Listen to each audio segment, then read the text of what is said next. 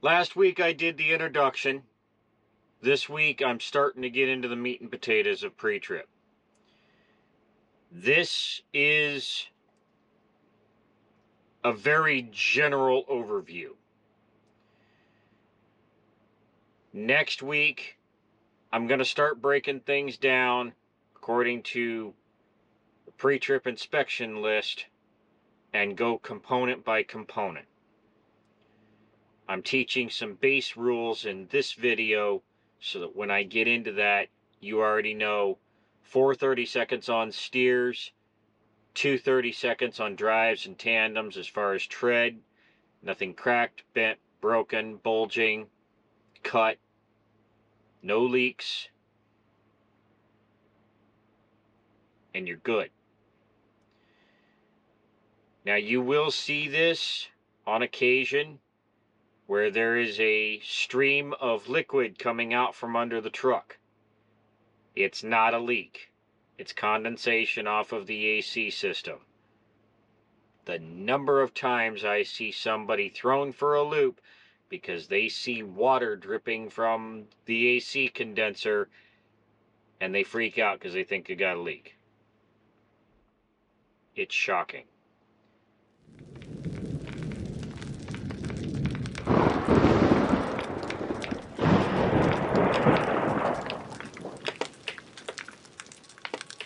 I'm staying awake, waiting for your call. Nowhere to escape, in between these walls. Time is getting late, wondering where you are. Need to get it straight, cause I think I'm falling hard. I'm falling, so save me. Just save me, hear my alarm. It's calling, I'm waiting for you. Don't let me down, I'm waiting for you, don't let me down. I'm going to start at the rear. I've got the light test going here. Should see reverse light, 2 brake lights, and I'm not sure that. And then you should see your utility lights there. Okay. Now, mud flaps. DOT required, must be present.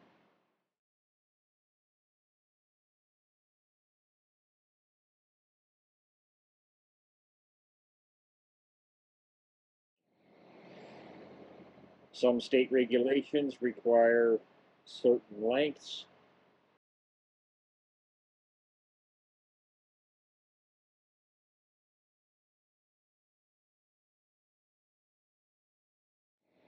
Cannot be any less than 6 inches from the pavement to the bottom of the mud flap. Non-negotiable. Most of your factory mud flaps are compliant in all 50 states and Canada. So if you are looking to do modifications that change your mud flaps, keep that in mind. Tires, a lot of this is repetitive.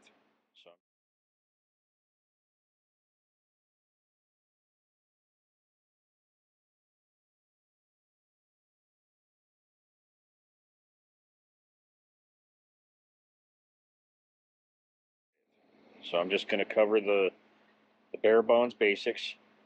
Tread depth gauge is measured in all 4 of your tread here.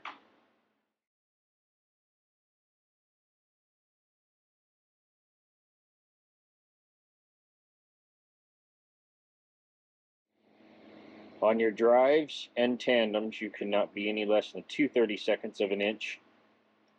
On your steers, it's 4 30-seconds. No audible air leaks. Everything must be functional. This is key. So you have your airbags.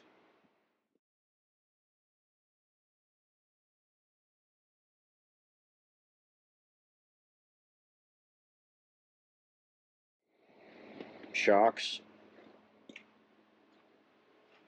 springs, brake canister. This goes into your S-cam, brake pads, brake drum.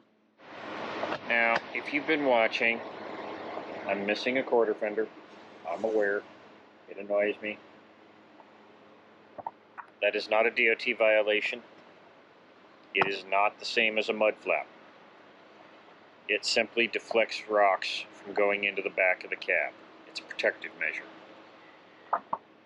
When we have a trailer on, there's not much I can do about this unless you have full fender or half fender.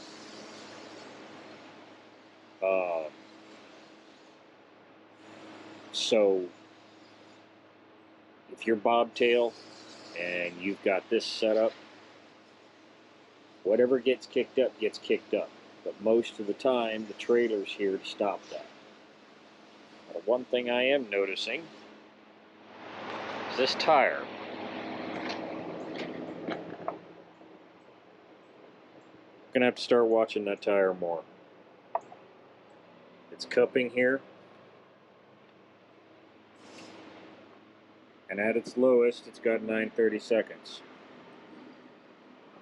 I'm probably gonna wind up getting a different tire here. There's a mantra you'll be taught in school. Nothing cracked, bent, broken, or missing. Nothing should move. Everything should be tight.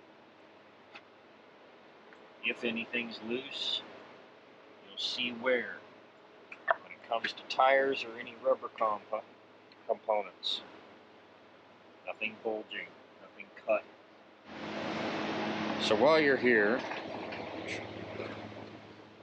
you're also going to be looking at your differentials and anything that has fluids. Make sure nothing's leaking.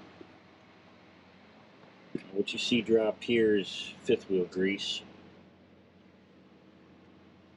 All your air lines and electrical, everything should be nice and secure, well organized. Nothing should be leaking. Believe me, if you had a leak, you'd know about it. Remember, that system's charged up to 120 psi. Even on that little line, if it's leaking, you'll know. When it comes to the fifth wheel, and I've done some videos on greasing the fifth wheel, this is getting into inspection of the fifth wheel. And I promise you, you will want gloves for this, because there is nothing that sticks better than fifth wheel grease.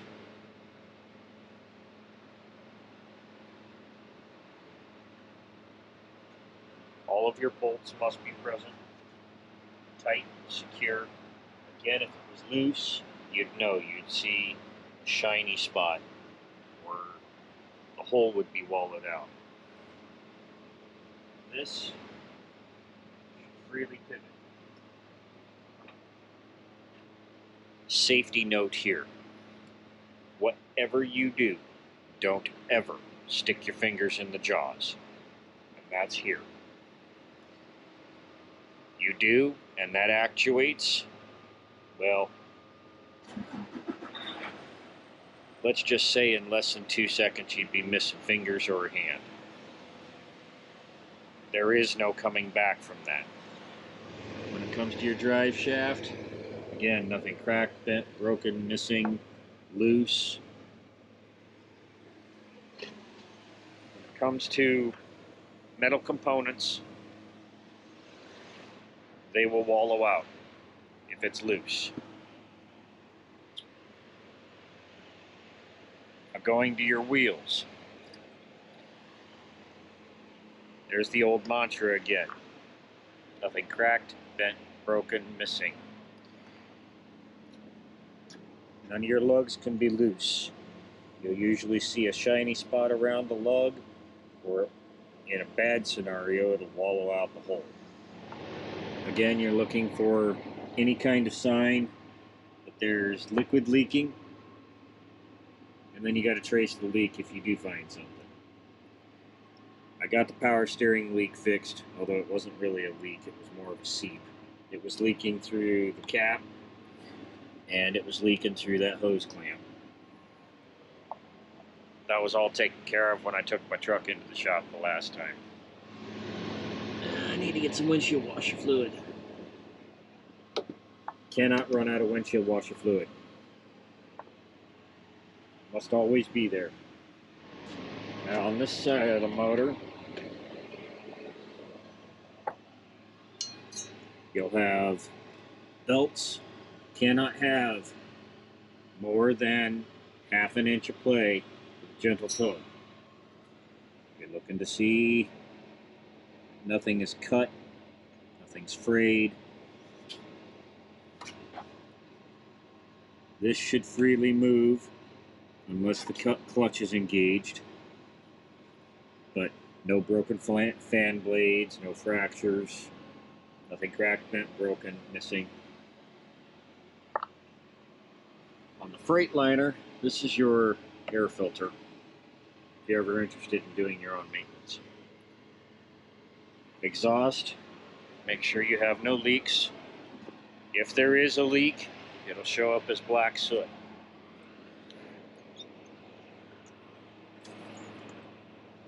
Now the video that I posted last week, I said was a general overview. It's more of a introduction. So, found an empty. We're not going to start the trailer just yet. There's a few things we need to look at.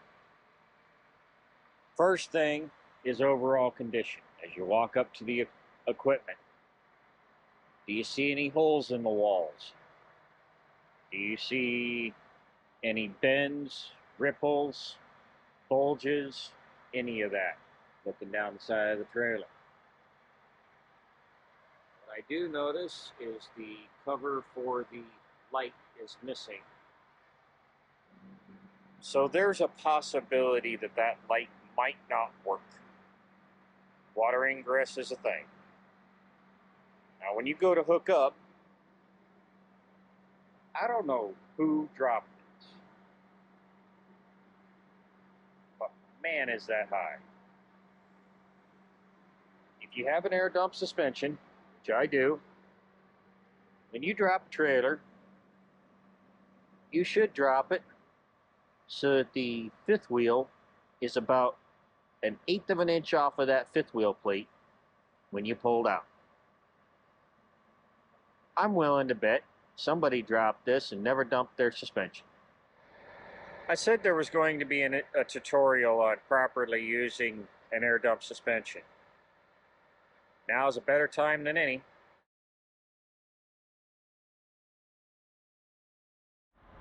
So that is what your fifth wheel should look like when you properly drop the trailer. Now if I walk over here, hi doofus. And raise the suspension. Stand back because things will shift.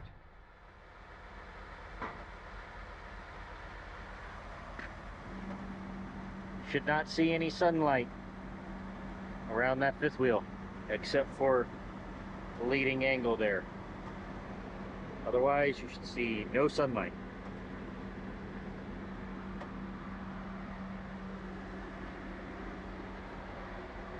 Now this trailer's empty, so you keep in mind that when you are fully loaded, there will be compression on your drive suspension. So what you want to do when you back a trailer and drop the landing gear, you want it about 1/2 inch off the concrete. Disconnect your air lines, disconnect your fifth wheel. Then dump the suspension, let it settle, and pull out.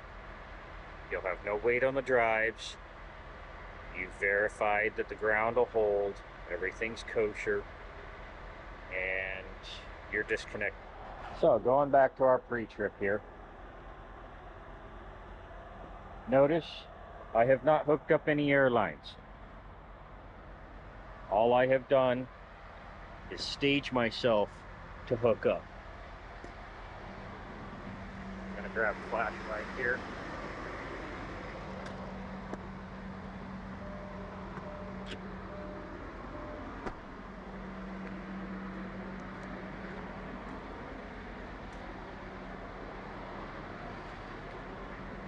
Fifth wheel is not locked. Trailer is simply supported by the dolly legs and my truck.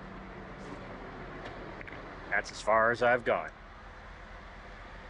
Now on a reefer, first thing you should check is your fuel gauge.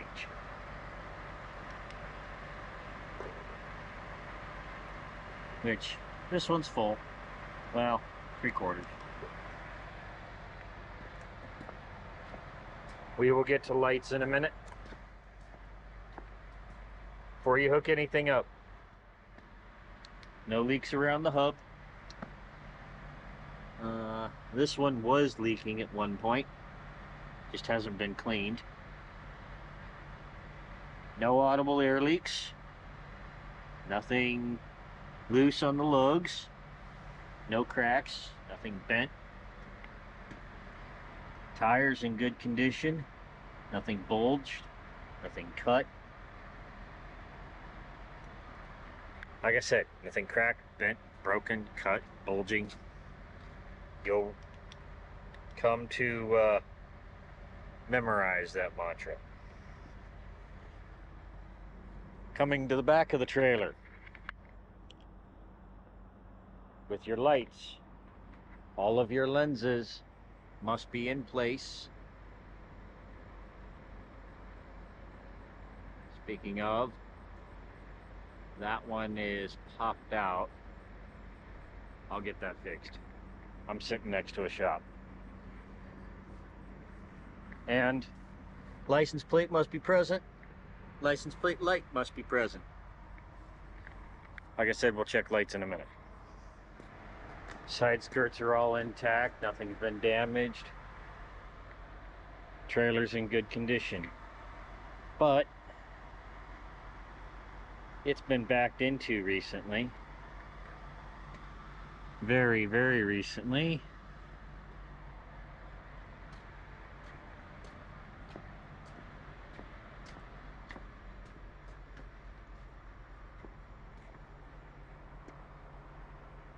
It's not this trailer.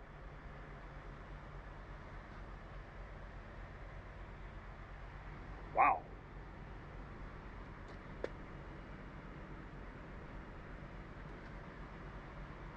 Wait a minute.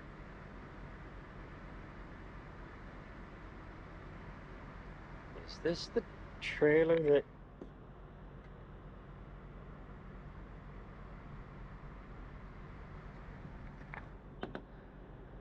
Is this the Wrinkle Wall Deluxe?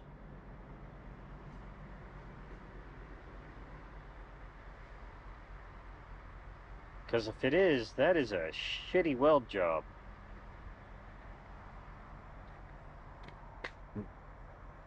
No, this is not the Wrinkle Wall Deluxe.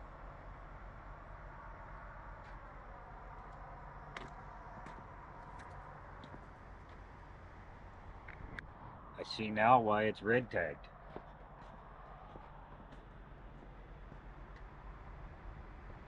That is a really shitty weld job. I don't know what repair shop did that one. There's a couple of things.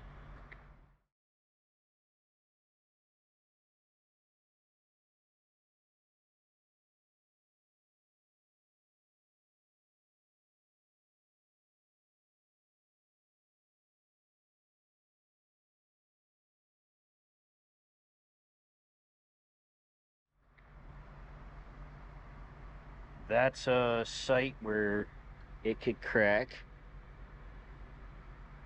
That frame rail's not secured anymore. You got that crack. And this is why I did not hook up airlines. Because climbing up here with airplanes present is a royal pain in the rear. It's an engine. Before you start it, check your oil, check your fluids. This is a really clean engine at that. Nice.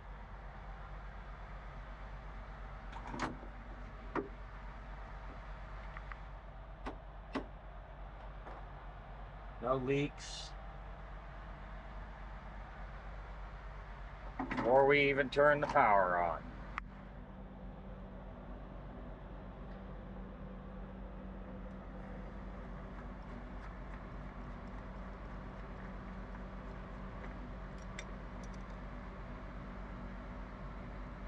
Recently had an oil change. Nice.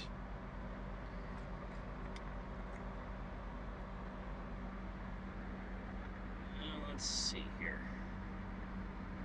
Look through the Freon glass here. Yeah, there's Freon in there. We're good. Needs to be at least halfway up the glass. You will not see signs of a Freon leak. It's clear and it evaporates at atmospheric pressure. So, that sight glass is your only warning. All your belts, same as on the truck. Make sure everything's tight, good condition. Those are brand new belts. This was recently maintenanced. So, turn it on. Let it go through its cycle here. This will take, I don't know, 15, 20 seconds.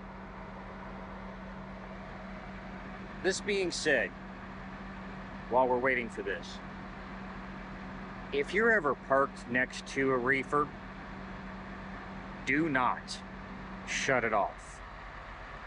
It is a federal felony, carries a 25-year sentence with a $250,000 fine, minimum. Not a game to play with. If reefers annoy you that much, don't park next to it. Don't get mad if we park next to you. Might be the only place available.